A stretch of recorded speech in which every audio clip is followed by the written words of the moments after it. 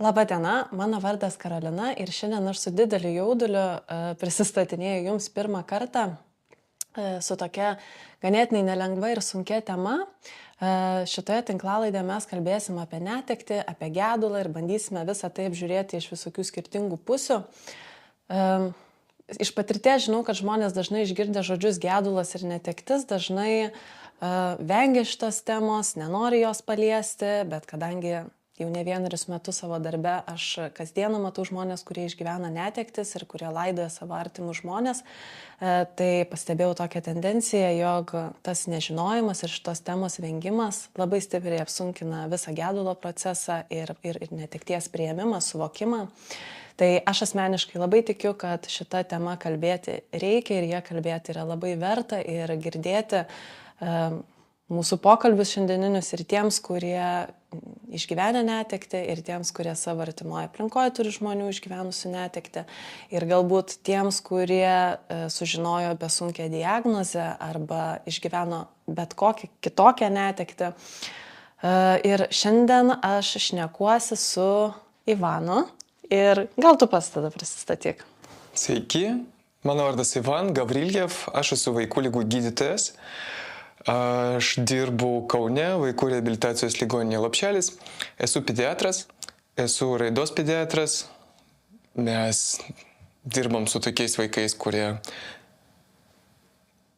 patiria traumas ir pas mus reabilituojasi. Kiti yra, kurie turi raidos sutrikimus ir mes tiesiog mokinam juos visokių gyvenimiškų įgūdžių. Ir dar viena sritis, kuri man labai svarbi ir įdomi, yra vaikų paliatyvi pagalba.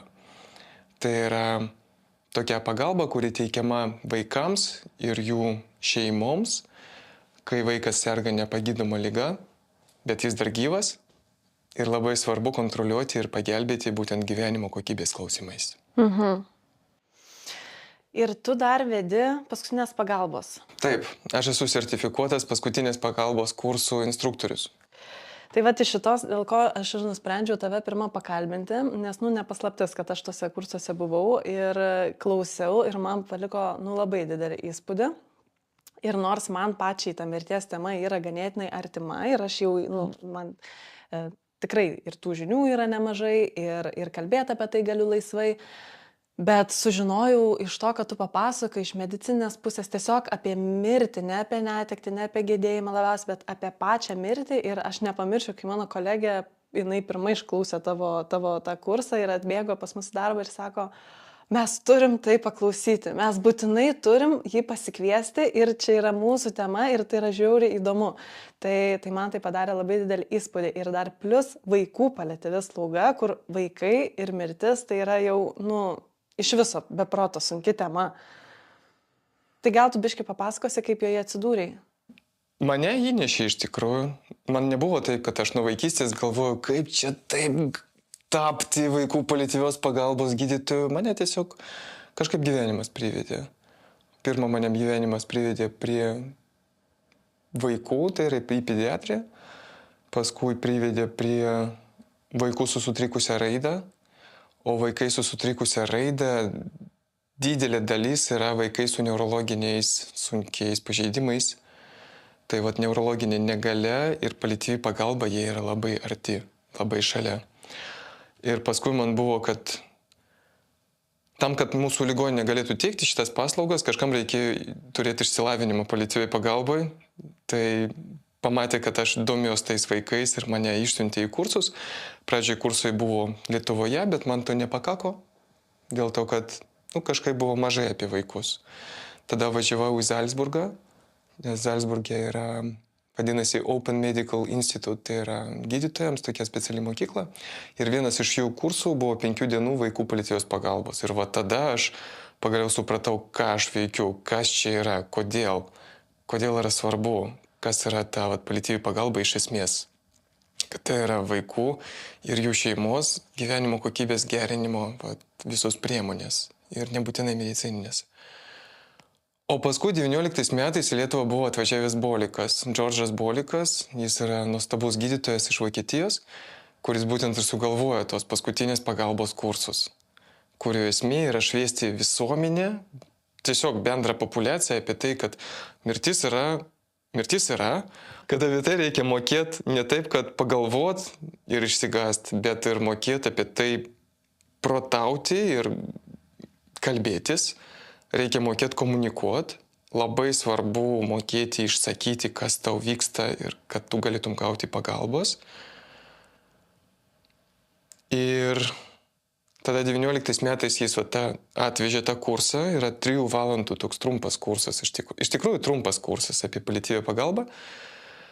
Ir mes nuo 19 metų su kolegom pradėjom tai šviesti visuomenę tiesiog. Pradžiai nuo gydytojų pradėjom, paskui pradėjom tiesiog draugų ratai, paskui atsirado ir savanorius edukavom ir viena iš tų savanorių buvo kaip tik tavo kolega. Taip, tai pravedžiau nemažai tų kursų ir jo, jie yra stiprus tikrai. O su kokiu požiūriu susiduri vesdamas tos kursus? Nes kaip žmonės žiūri, kaip reaguoja, ar lengva, ar tos kursus reikia siūlyti, ar patys žmonės ateina su paklausimu? Būna labai įvairiai. Paprastai tie žmonės, kurie jau patyrė kažkokį netinkamą, atsisveikinimą, kuris buvo per daug skaudus, jautrus, graudus, tie, kurie perėjo per sunkumus ir jie išgirsta, kad tai palauk, galima patirti kitaip. Ir jie tada, kažkaip nesusitinkam. Ir tada jie prašo, kad Ivanai, davai, papasakok. Papasakok, aš surinksiu grupę, o tu papasakok. Ir aš tada ateinu ir pravedu ir tikrai tie žmonės, kurie jau patyrė kažkokį sunkų atsisveikinimą, jie gauna žinojimą, kad jie gerai padarė arba kad daugiau taip nepadarys, taip blogai kaip buvo ir žinos, kaip daryti dabar. O tie, kurie dar nepatyrė galbūt tokių skausmingų atsisveikinimų, tai jie jau žinos, kaip nepasimesti kritiniai situacijai. Nes mirtis yra kritinė situacija. Aš labai puikiai žinau čia per save perleidus visą šitą patirtį, ką tu pasakoji.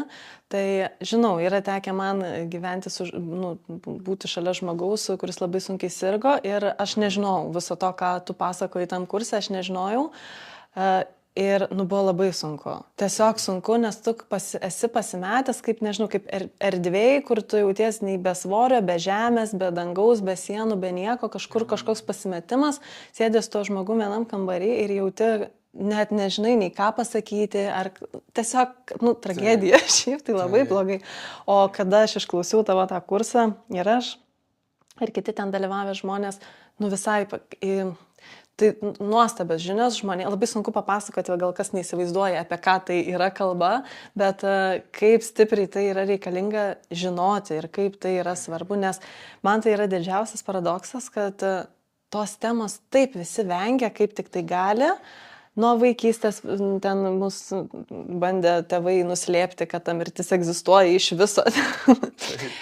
Nuo tų visų blogų naujienų, blogų žinių ten slepia, nežino, kaip ten meluoja, kažkokius vinioja ten auksinius popierėlius, kad tik tai nepasakytos tiesos, bet pratina prie to tokio bėgimo nuo šito dalyko, bet galiausiai gale dienos mes kiekvienas to susidursim, kad ir kaip bebūtų ir tą netektį kiekvienas išgyvensim. Tai man už tai ir labai norisi kalbėti tą temą ir tikiu, kad yra žmonių, kam svarbu išgirsti.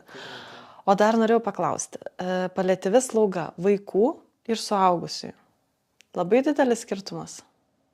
Kuom skiriasi? Labai daug niuansų. Bendrai paėmus, nesvarbu, kokio didumo yra žmogus, jo gyvenimo kokybė reikia rūpintis iki gyvenimo pabaigos.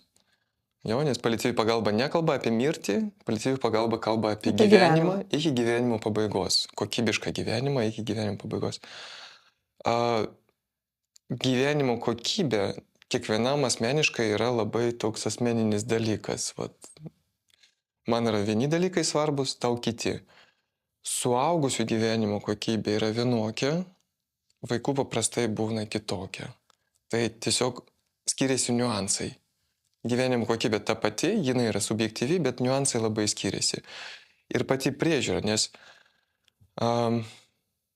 suaugę žmonės miršta nuo vienokių ligų, o vaikai miršta nuo kitokių ligų. Ypač jeigu mes kalbam ne apie traumas, kur paliatyvios pagalbos iš esmės netiek daug reikia, arba iš vis nereikia, bet jeigu yra lėtinės lygos.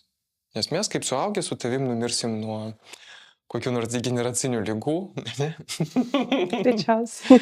Man tikriausiai bus kokie nors ten aterosklerozės, ten nulemti pakitimai, ten sustos širdys, ar bus insultas, ar kažkas tokio. Nu, žinai, vyrai Lietuvoje taip miršta. O moteris dažniau miršta nuo kitokių dalykų. Ten bus dismetabolinis kažkoks sindromas, ten bus onkologija ar dar kažkas. Jo? Ir atitinkamai tada atsiras simptomai, kurie yra susijęs su to. Ten vyrams ten širdies nepakankamumas, paskui gal ten smegenų kažkokių funkcijų kognityvinių ir taip toliau. Nepakankamumas. Moteriams tai bus kitaip šiek tiek. Jo? Jeigu žiūrėti vaikus, vaikai miršta nuo kitų priežasčių. Vaikai miršta nuo kitų priežasčių, tai yra apsigimimai, tai yra sunkus nervų sistemos pažeidimai, tai yra taip pat onkologija, bet kitokia onkologija. Tai yra kitos priežastys. Ir dėl to jų priežiūra reikalaus, bus kiti simptomai, todėl jų priežiūra bus kitokia. Bet mes jau lendam į niuansus. Man atrodo, kad būtų faina, žinai, šiek tiek grįžti prie mirties. Nes Lietuvoje šita tema yra, tabu. Žinai, tabu. Ir tu tą pastebi irgi tikriausiai. Labai taip pat. Nekalbėkit su manim apie mirtį, ne. Bet čia, žinai. Močiute, baig nekalbėk, tu dar 100 metų gyvensi, aš neatsakyk, man nereikės tavęs laidot niekada, mes visi ilgamžiai iš vis nemirtingi esame toks. Galim delsti, galim ten neprimti sprendimų. Žinai, kada žmogus susimąsto apie mirtį, kai atvyksta į laidotuvės. Taip. Ir po jų kažkur taip iki savaitės laikotarpio atsiranda, 3 dienos. Jau čia, taip, 3 dienos tai tikrai, bet šiaip taip būna kartais ir ilgiau, toksai vertybių pervertimas savo, ką aš čia darau, ašgi galiu bet kada mirti, nes šitas žmogus, kurio laidotuvėse lankausi, tai vakar buvo gyvas, o šiandien ne, tai reiškia, kad primena apie tą mūsų mirtingumą, bet tai trunka iki savaitės ir tada vėl važiuojam automatu toliau. Taip. Išsiblaivina ir tada liktais, taigi, pala. Kam apie tai galvot, nes labai skausminga. Iš tavęs tokią savoką labai girdėjau, kuri man labai patiko. Brandus mirties suvokimas. Čia yra iš įsitikinimų sferos, nes mūsų elgesys priklauso nuo mūsų įsitikinimų. Tai, ką aš tikiu, lemia tai, kaip aš elgiuosi. Elgesys yra antrinis dalykas. O tai, ką aš tikiu, aš gaunu paprastai iš savo kažkokių patirčių gyvenimo, bet paprastai iš kažkur iš vaikystės. Ką mano pasakė, ką močiutė ten užkabino. Tėtis kažkaip pasielgė ir aš tada turiu tokius įsitikinimus. O Lietuvoje tie dalykai, kaip tu sakei, yra diniuojami į kažkokius papiriukus, ir kad tik nekalbam apie mirtį, tik nekalbėk apie tai, kas bus.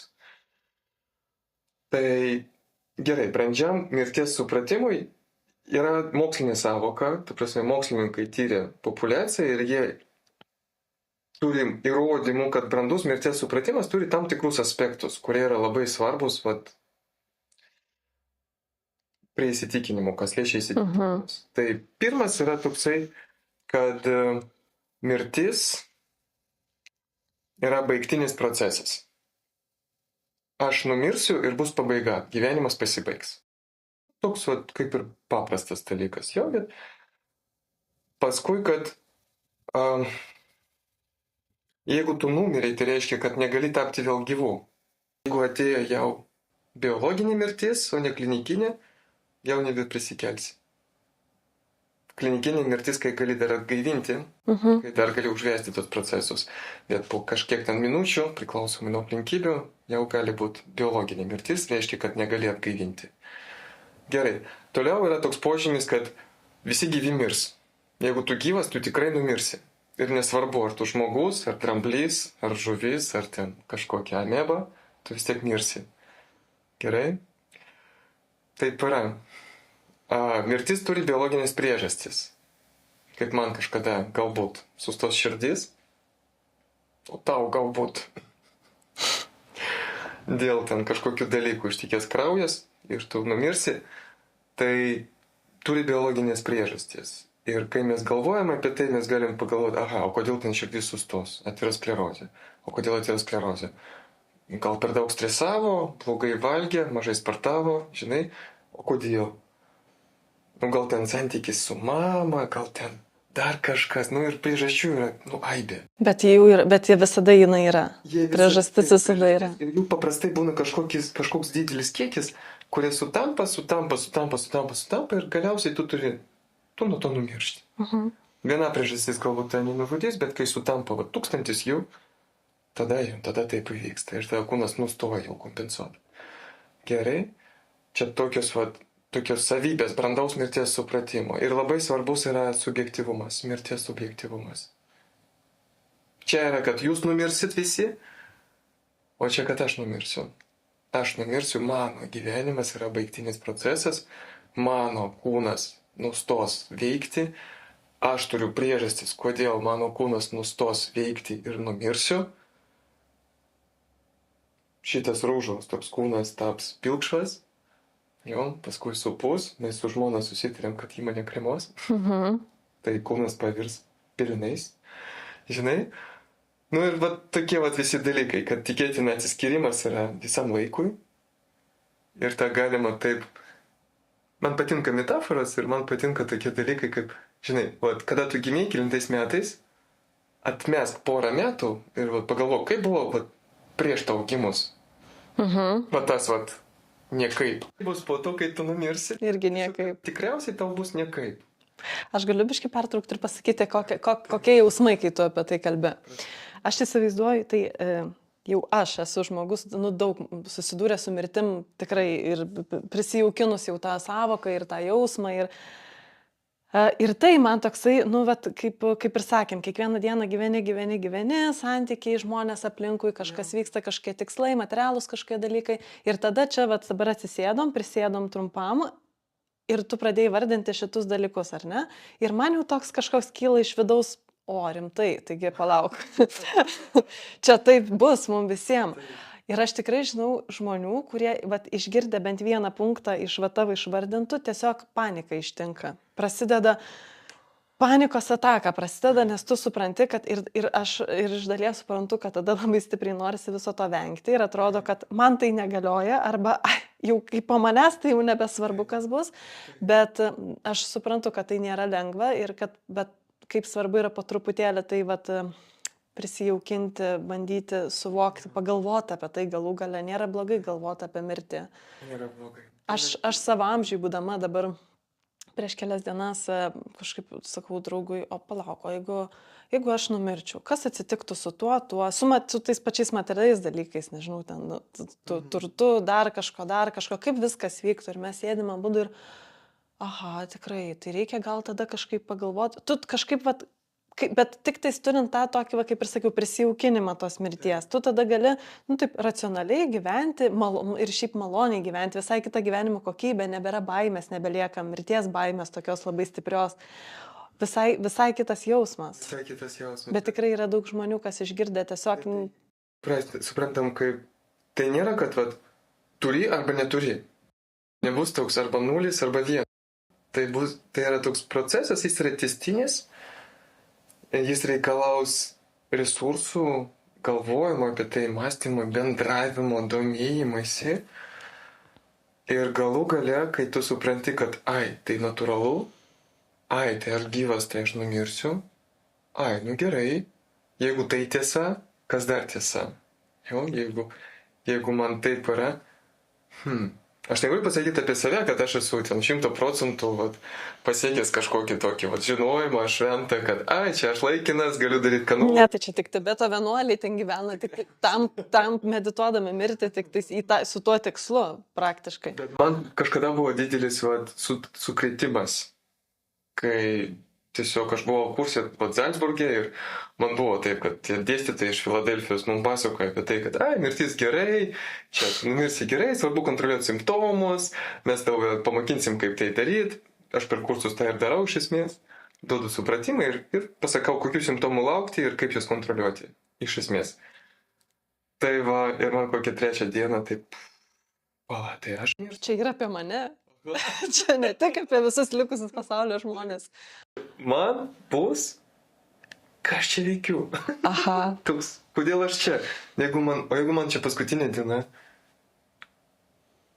ką aš čia veikiu? Kokia prasmė to, kad aš čia?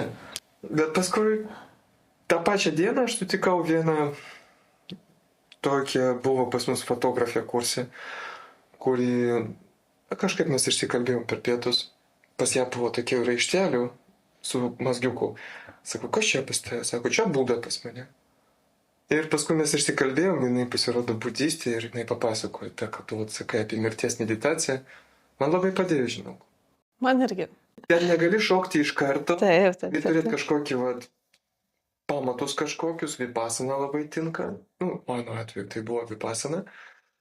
Tai va, ir tikrai padeda. Tikrai padeda, kad, ego tada susipažįsta su to, kad, yra dar kažkas. Ego susipažįsta, kad, aš pasibaigsiu kažkada, manęs nebus. Tai labai svarbu. Ir aišku, mes jaučiam labai didelę baimę, kaip ir tu vardinai šitus dalykus, manęs nebus, nieko nebus. O tas nieko nebuvimas kelia tokią didelę paniką ir baimę vidinę, kaip gali nieko nebūti. Aha. O per meditaciją mirties man irgi toksai buvo baisu. Šiaip nėra, kaip pasakyti, nėra labai lengva tikrai. Reikia, kaip ir sakai, truputį laiko, pasiruošimo, įsivažiavimo, bet jeigu nori nugalėti baimę, tai turi eiti su drąsa. Tai drąsa pažiūrėti tam truputėlį į akis, prisileisti tas mintis galų gale, tą jausmą, kaip ir tu kada tu jį prisileidi prie savęs, žiūri, kad, tai čia gal baisiau buvo ta baimė galvoj susikurta, negu kad iš tikrųjų yra. Jo. Ir man labai patinka toksai, nes mirties supratimas turi raidę tam tikrą. Maži vaikai nesupranta apie tai. Kūdikiai išvis nesupranta, kad laikas yra kažkokia savoka, kad bus kažkas toliau. Kad pas juos yra dabartis, o kas paskui jie nelabai supranta. Bet laikas eina, vaikas didėja, jis paskui pradeda klausinėti, ar aš mirsiu. Pirmą klausia, mama, ar tu mirsi? Taip, aišku, mirsi. O kada?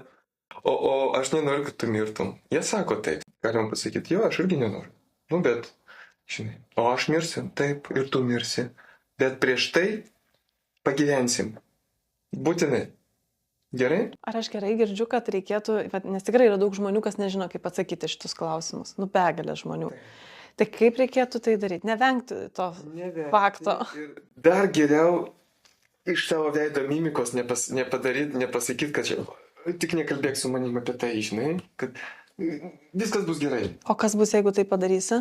Vaikas pamatys, kad tu negali apie tai kalbėti, vaikas nenorės tau sunkumą sukelti, nes jis tave mylės, būtinai.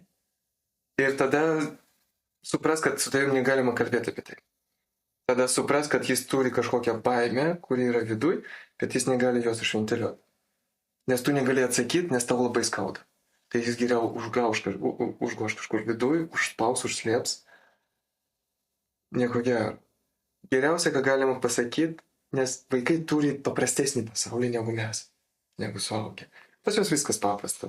Tu sakyk, taip, tu numirsi. Bet prieš tai tu gyvensi. O ilgai gyvensiu? Tiek, kiek gyvensi. Visą gyvenimą gyvensi. Ir tada taip, op, ir susidės. Mirtį labai sunku, žinai, perteikti, nes tai nėra jutiminis procesas. Aš nežinau, kas yra mirtis, ten kaip viduje jaučiasi. Aš nebuvau dar numiręs šitam būnį. Žinai. Bet su vaikais man labai patinka tas anekdotas, žinai, kad ten šuo parodo vaikui, kas yra draugystė, katė parodo, kas yra partnerystė, o žiurkėnas parodo, kas yra mirtis. Nes jie dauginasi greitai, jie gyvena greitai ir jie numiršta greitai. Negalima išmesti vaikų nematant. Žiurkėnas numirė, ar ten žuvytė numirė, dar kažką, neskubėkit pakeisti iš karto. Leiskit vaikui suprasti, kas yra mirtis, tokiam paprastam lygiai. Buvo žiurkėnas, jis buvo toksai minkštas, pūkuotas, jis ten kažką graužė ir bėgiojo ir buvo labai fainas. Ir jis buvo gyvas, o dabar jis negyvas. Jis toks pat pūkuotas, bet netoks minkštas. Taip. Jis nebejuda ir jis nebekvepuoja, nebevalgo, jam nereikia gerti, jis nesituština, nesisiuoja ir čia gyvenimas pasibaigė. Tai neskubėkit jį išmesti. Dar geriau, jeigu jūs galite padaryti kažkokį ritualą ir tam vaikui parodyti, kaip galima atsisveikinti su to, kas numirė, kas buvo dalis tavęs, bet numirė. Čia labai svarbu. Ir paskui tiesiog vaikui bus paprasčiau, kad, nu tai gerai, aš būsiu kaip tas žiurkėnas. Kai numirsiu, aš būsiu kaip žiurkėnas. Man bus, nereikės valgyti. Šiaip vaikai, jie, va, kaip ir tu sakei, jie taip viską paprastai, mes suaugusiai viską padarom taip sudėtingai ir kitą kartą tas pasakymas, vaikui atsakymas, ar aš mirsiu, arba dabar galvoju, kur aš čia buvau, kokioje konferencijoje viena moteris pasakoja, sako, va taip kaip yra su vaikais ir mirtim. Jeigu jis vaikas gatvė ir pamatys balandį, ar ne? Taip. Mama, kas čia?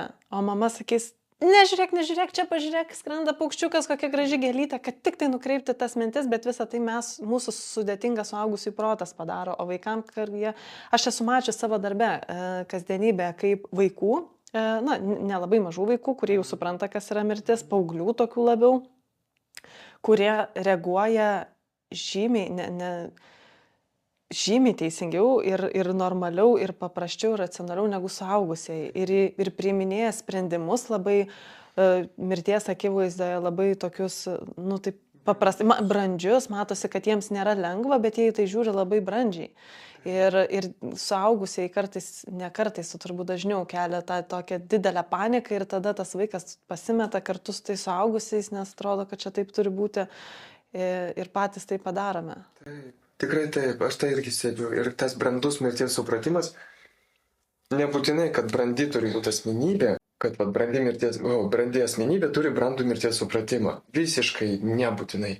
Arba kad nebrandi negali turėti šito. Mano patirtį yra, pavyzdžiui, buvo 5 metų mergaitė, kurios sesė 7 metų labai sunkiai sirgo visą gyvenimą ir jinai 7 metų numirė. Mes kontroliavom jos simptomus ir ten viskas buvo gerai, ta mirtis buvo traktuota kaip gera mirtis. Yra tokia sąvoka. Taip, bet jos tėvai, jie buvo labai pasiruošę, jie buvo daug metų, jie ruošėsi. Tiesiog jie atvirai kalbėjo apie mirtį, jie atvirai kalbėjo tarpusavį ir su to vaiku, apie tai, kas yra mirtis, kas laukia jos sesės. Ir man paskui pasakojo per laidotuvės, kad tai 5 metų mergaitai buvo viskas aišku, kad jos sesė pagaliau, jai jau nebeskauda, kad ji jau nebesikankina, kad jai atsileido viskas ir kad sesė nustojo gyventi ir kitam gyvenime taps drugeliu.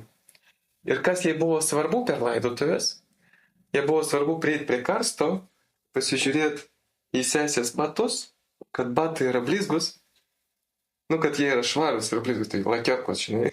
Ir jinai pažiūrėjo, sako, viskas gerai, tvarkoj, dabar galima laidoti.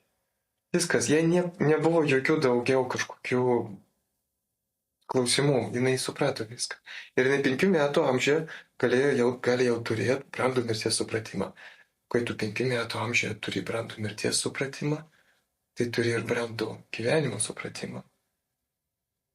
Nes jeigu tu žinai, kad gyvenimas yra galinis procesas, žinai, tada yra kitaip. Tai labai susiję. Mirties suvokimas ir gyvenimo suvokimas labai stipriai tarpusavį susijęs. Ir kol tu to mirties suvokimo neturėsi, tol ir gyvenime būna, ar tai stringa kažkas, nes baimė kelia, kaip ir sakėm, tas nežinojimas, kas bus toliau, kad kažkada, tai be proto kartu. Galia čia vienintelis dalykas, kuris tau yra garantuotas šitam gyvenime, kad tu numirsi. Ir tada gaunasi, kad, kas gali būti blogiau? Kad aš prarasiu darbą? Kad aš, nežinau, išsiskirsiu? Kad man suges mašina? Kad mano podcast'o niekas neklausys? Kas gali būti blogiau negu tas, kad, aš numirsiu? Čia baigtinis dalykas, tai kas? Gerai, o mes dabar kalbam apie mirtį, apie mirties suvokimą, bet kad ir kaip bebūtų, po mirties, kai kažkas miršta iš artimųjų, turime praeiti gedulo periodą. Turim jį praeiti. Ir tu susiduri tikrai savo darbe aplinkoje su žmonėmis, kurie tą gedulą išgyvena. Dar iki netgi mirties, nes mes žinome, kad tas gedulas gali prasidėti daug anksčiau, negu įvyksta mirtis. Kaip skirtingai žmonės, suaugę ir vaikai, Gedėjimo gedulo procesas labai priklauso vėl nuo to, ką tiki žmonės, vat, nuo šito, vat, nuo įsitikinimų. Tai vienas čia labai svarbus aspektas yra artimųjų ir to žmogaus, kuris miršta, brandus mirties supratimas arba nebrandus.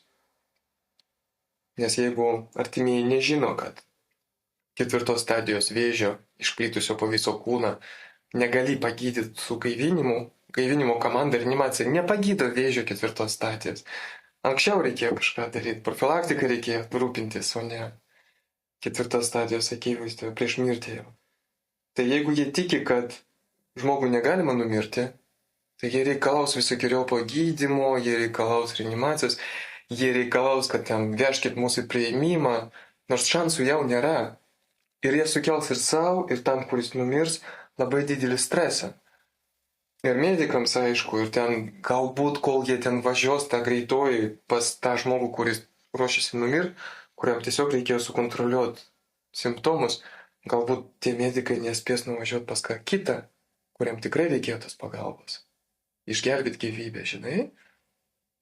Bet jeigu žmonės tiki visokius dalykus, kurie neadekvatus visatai, neadekvatus tam, kas vyksta, tai jie tada gali neteisingai elgtis ir tai kelia labai daug nerimo, labai daug pykčio, labai daug nereikalingų tuo metu emocijų, labai daug blaškymosi ir tai apsunkina paskui gedėjimą. Labai apsunkina. Dėl to reikia šviesti prieš tai. Ir dar vienas labai svarbus aspektas, kodėl apie medikus kalbu, medikai turėtų mokėti pranešti sunkią žinią. Aš tą pastebiu savo darbe, aš tą pastebėjau rezidentūros laikais, internatūros laikais, vientisinių studijų laikais. Ir dabar aš dirbu, pavyzdžiui, su rezidentais, kurie mokosi. Ir jie sako tą patį, labai mažai kreipiama dėmesį į tai, kaip pranešti sunkią žinią. Čia labai svarbu. Ta sunki žinia yra bet kokia informacija, kuri reikšmingai pakeis tavo perspektyvas. Jau? Tai gali būti bet kas, tai gali būti, kad ten tau reikės sėdėti su vaiku prieimime 4 valandas naktį ir tai jau yra sunki žinia, arba kad tu turi nepagydamą lygą, arba tavo artimasis tuoj numirs, arba kad bet kokia žinia, kuri keičia tau perspektyvas. Ir kai žmogus žino iš anksto, kad tu ieškai blogos žinios, blogos lygos, ir žmogus žino iš anksto, kad tikriausiai bus kažkas sunkaus, jis gali tam pasiruošti. O jeigu tu žmogui kabini makaronus, kad ai, tu čia nieko tokio, čia magnetą darant, scintigrafiją, čia PET skanas, čia tas toliau, žinai, žinantis žmogus jau iš to, kad tu tyrimus tokius skiri, jau žino, kad kažkas labai blogai, bet kabina makaronus, paskui sako, gerai, čia neturim laiko, jums šeimos gydytojas paaiškins. O jis paskaito, ten 4 stadija, viskas blogai. Ir žmogui tai kaip iš giedro ten gaus, žinai? Tai ir žmogus negali tam pasiruošti ir tada būna pykčių, kalties, ten dar kažką. Aš mačiau tokius atvejus, kad prieš pat mirtį žmonės klausėte. Man buvo tokie, kad daktariukai, tai buvo internatūrai, žinai? Daktariukai, ko aš sergu? 11 valandą žmogus kraujuoja iš tiesiosios žarnos, yra išplitęs vėžys, kolorektalinis, visur viskas ir pradėjo kraujuot. Praranda kraują ir tada, Ko aš sergu? Ko aš sergu? Žinai. Iš viso mažai, nei gerai, nei blogai nesakoma, nieko nesakoma. Tiesiog dažnai būna toksai atvejis, kad, kaip žinom, tada ten googlinamės visus simptomus, jeigu arba per didelė tada sukelta panika, hiperbolizuojama situacija, arba kaip tik praleidžiama pro, čia turbūt ir nuo žmogaus asmenybės tipo priklauso. Jeigu man taip, tai aš tai sakyčiau, nesigilinsiu. Kitas žmogus į kiekvieną smulkmeną gilinsis. Tai čia didelė atsakomybė neša medikai su šitu. Įsivaizduoju, kad mes dabar su tavim plauksim, gerai? Plauksim į kažkokią kelionę su jachta. Ir aš tavo kapitonas ir aš tai sakau, mes plauksim ten, kur karšta. Ten bus labai faina, bus smėliukas, tokios didelės bangos, ką pasiimsi su savim. Išplauksim iš Klaipėdos, poryt. Oi, tai pasiims maudymosi kostiumėlį, saulės kremą, gerą nuotaiką, knygą. Visus maudymosi kostiumėlius, didelė dar skrybėlė, taip. gražiausias suknelės Taip. Taip. Tos flip-flopsus, Taip. tos šlepetės. Taip. O dabar įsivaizduok, mes išplaukiam, supa, pikina. Jo, o aš kaip kapitonas, aš tau nepasakiau, kad sups ir pikins ir tu vemsi. Ir dar nepasakiau, kad jeigu tu vemsi, tai geriau kažkokį minkštą maistą valgyti. Arbūzą, ledus, neriešotus ar kebabą ir čipsus. Jo, nes paskui grauš labai. Gerai, ir paskui mes plaukiam, tau blogai, aš sakau, viskas bus gerai, mes tu atplauksim. O tu pastebi, kad kažkaip nešiltėja. Ir kad vat, mes plaukiam, iš Baltijos jūros išplaukiam ir kažkaip mes į dešinę, taip į šiaurę pasukom ir saulė šviečia į pakaušį, o ne į veidą, žinai, ir tau kyla įtarimas, o mes tikrai plaukiam ten, kur bus šilta, nes darosi vis šalčiau. Ir aš tau sakau, ne, viskas gerai, mes atplauksim, gerai, o paskui tu pastebi, kad kažkaip lyt pradeda ir snigti pradeda ir ledukai pradeda plaukti ir galiausiai mes priplaukiam prie ten link šiaurės ašigalio. Ten labai šalta, bet ten labai gražu.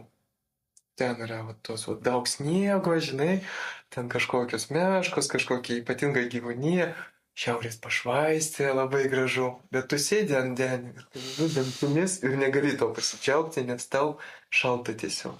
Nes aš nepasiruošiu. Nes tu nepasiruošiai. Nes aš tau pačioj pradžioj nepasakiau, kad, žinai, tikriausiai bus sunku, pasiruošk. Tu manęs tada galėtum paklausti, o ko laukti? Ir aš tau atsakyčiau, lauk, kad bus sups, paimk vaistų nuo supimo, zofrano pasiimk geriau. Valgyk tam tikrą maistą, pasiruošk tam tikrus raumenis, nes tau reikės raumenų tam tikrų ant denio. Pasiimk kažko šiltų visokių dalykų, šiltukų rankom kojom, didelė kepurė, tokius batus didelius. Ir mes ten nuplauksim ir bus labai gražu. Mirties momentas, kiek teko skaityti visokius atsiliepimus apie jį, jis yra be galo gražus. Kas juos rašė? Tie žmonės, kurie ten buvo ir buvo neurofiziologai, jie sako, kad tuo metu smegenys atsipalaiduoja ir išleidžia labai daug neuromediatorių iš savo ląstelių. Ir tiesiog žmonės pradeda matyti visokius, kaip angelai, kažkokie visokius. Bet gal šiandien apie tai nekalbėkim. Tiesiog tą šiaurės pašvaistę galima pasigrožėti, jeigu tu esi pasiruošęs. tą mirties procesą galima išbūti, jeigu tu esi pasiruošęs. Tai yra transcendentinė tokia kelionė, kurią reikia pasiruošti. Aš apie patį mirties momentą irgi esu iš skirtingų labai perspektyvų skaičiusi ir iš medicinės pusės tu esi pasakojęs ir iš religinės pusės, ir iš žmonių patirčių, kurie galbūt klinikinę mirtį yra išgyvenę. Ir apie sielas visokias kalbant, apie iš skirtingų, žodžiu, visiškai skirtingų perspektyvų. Ir čia yra labai didelis sutapimas, kad ir iš kurios perspektyvos tu žiūrėtum, mirties momentas visur yra nurodomas kaip labai lengvas, atpalaiduojantis, ramus. Ir žmonės, kurie, esu kalbėjus su žmonėm, kurie komoje yra ilgą laiką pragulėję, jie kalba taip ramiai ir tokiom šviesiom akim apie visą tai tuos savo išgyvenimus, kad iš tikrųjų tai duoda tokios ramybės atneša truputėlį. Tikrai taip. Ir tada, žinai, jeigu tavo, vėl grįžtam prie laivo, jeigu tavo įgula yra pasiruošus sunkumams, jie nesiblaško, jie nebėgoja pirmin atgal po denį, kad sušiltų. Jie ten, žinai, neskambina kam nors, kad jį pakonsultuotų. Nelenda į Google, kaip čia būti, kokią būrę reikia įtempti arba leisti. Nes jie žino, kad esu aš, pitonas arba ten kažkas. Jie žino, kaip elgtis. Aš juos visus apmokinau, kaip elgtis, ką daryti, ko nedaryti. Jie tada ramiai praeina pro tos bangavimus.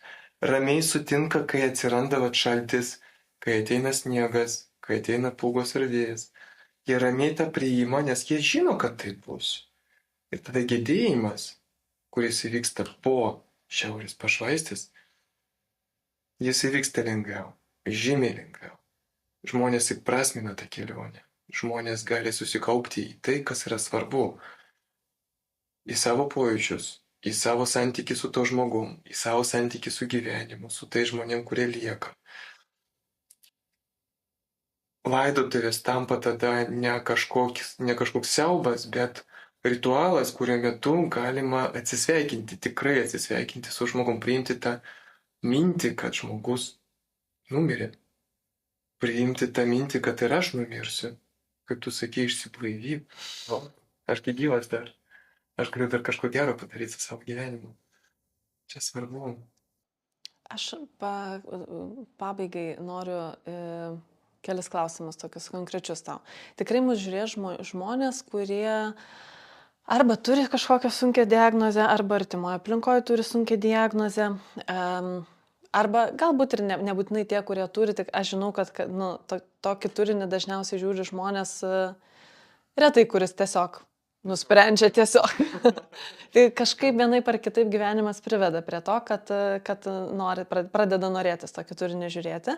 O jeigu taip ir nėra, ir šiaip žmonės, kaip, nuo ko pradėti galvoti apie tą brandų mirties suvokimą, pratintis tą jausmą, tai kelioniai ruoštis, galbūt jeigu šalia nėra to kapitono, kaip tu sakai, ar gydytojų, kurie padeda eiti tuo keliu teisingai, kaip tada iš savęs ir kaip iš savo perspektyvos pačio ir gal kaip iš artimųjų, nes artimųjų ratas labai svarbu. Klausimas toksai, kad labai priklausys nuo žmogaus. Vienam žmogui vienokios strategijos, kitam žmogui visiškai kitokios. Ir vienas kitam, vienos strategijos netiks kitam. Čia turėtų būti procesas iš vidaus. Aš manau, kad čia turėtų būti kančia. Ir čia turėtų būti žmogaus smalsumas, kaip palengvinti tą kančią. Vidinė kažkokia sielos kančia, sielvartas. Ir žmogaus smalsumas, kaip tą sielvartą sukontroliuoti arba kaip tą sielvartą suprasti, sužinoti, įprasminti. Ir čia yra svarbu. Nes mes galim kentėti bet ką ir bet kiek, jeigu žinom prasmę.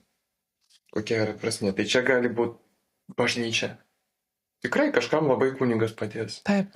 Kažkam padės joga, kažkam padės vipassana, kažkam padės mindfulness. Galvoju, iš artimųjų pusės, man atrodo, labai svarbu gal prisėsti ir pagalvoti, kaip galim padėti, sakyk. Kilo yra labai geras žaidimas. Jis yra angliškai, amerikonai jį išleido, Code Alliance, jį galima surasti. Gal nuorodą kažkokį mesim. The Go Wish Game. Go Wish Game. Taip, ir ten... Parašysim. Su kortelėm tiesiog, ten toks žaidimas, kad dviesi yra žaidžiama, aš ir tas žmogus, kuris man brangus. Tarkim, aš mirsiu. Taip, ir mes žaidžiam, ten 2 kaladės yra elektroninė versija, duosim nuorodą. Ir ten kortelėse yra parašyta visokie dalykai, ten, nežinau. Nejausti skausmo, kas yra svarbu prieš mirtį. Nejausti dusulio, kad manim rūpintųsi mano kažkoks artimas žmogus, kad mano finansiniai įsipareigojimai būtų sutvarkyti ir taip toliau. Ir tiesiog aš apie save galvoju ir 10 kortelių, kurios labai svarbios, 10 nelabai svarbių, arba 10 labai nesvarbių. Ir kaip aš galvoju, kaip tau yra svarbu.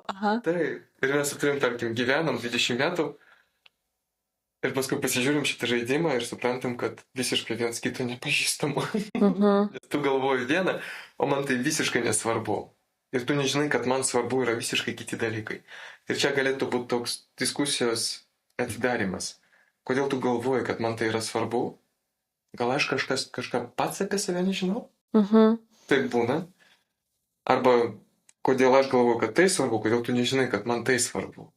Išgirst dabar, kad man tai svarbu. Ir visas tikslas turbūt yra, padeda prašnekti visų pirma, nes žmogui, kuris žino, kad jisai mirs, jisai turi sunkią diagnozę, turbūt reikia kalbėti, o šalia esančiam labai sunku klausyti ir neaišku, ką pasakyti, ar klausti, ar neklausti, ar bandyti nukreipti temą, kad liktai to nėra, kaip su to išbūti, yra taip nepatogu stipriai, kad, čia labai, man atrodo, gera pagalbos priemonė ir įrankis tikrai taip. Susimoderuoti tą diskusiją. O apie tos kursus, tai kursus galima rasti Facebook'e, aš apie tai dalinsiu savo tiesiog paskyroje, kada aš juos organizuosiu, kaip kas bus. Kam jie būtų patys naudingiausia?